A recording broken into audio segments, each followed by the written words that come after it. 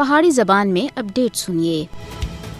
جنگی جنون وچ مبتلا بھارتی حکمرانوں دی بیان بازیاں علاقائی امن و سلامتی کو خطرے وچ کر رہی ہے۔ مقبوضہ جموں کشمیر دے ہندوتوا گورنر دا آزاد جموں کشمیر دے بارے وچ بے بنیاد دعویٰ ایک اور ثبوت ہے کہ بھارت علاقائی امن و سلامتی دے واسطے بہت بڑا خطرہ بن چکیا ہے۔ جموں کشمیر دے نام نہاد گورنر دے بے بنیاد دعوے تاریخی حقائق اور مقبوضہ جموں کشمیر دی قانونی حیثیت کو کسی بھی صورت وچ مٹا نہیں سکدا۔ بھارتی افواج اور ہندوتوا رہنماواں دے آزاد جموں کشمیر دے بارے وچ غیر ذمہ دارانہ تبصرے خطے وچ جنگ دے شعلوں کو اور زیادہ ہوا دے رہے۔ بھارت مقبوضہ جموں کشمیر دی عوام دی حق خود ارادیت دی جائز جدوجہد کو دبانے دے واسطے ناپاک اور جابرانہ ہتھ کنڈے استعمال کر رہا ہے۔ مودی دے جابرانہ اور غیر جمہوری اقدامات جنوبی ایشیا دے امن و سلامتی دے واسطے بہت بڑا خطرہ ہے۔ یہ بھارت کی ضد ہے۔ جنوبی ایشیا وچ دیر پا عدم و استحکام کی وجہ بنی ہوئی ہے۔ مودی کو یاد رکھنا چاہیے کہ جنوبی ایشیا وچ امن و سلامتی دا قیام تنازع کشمیر دے حل تے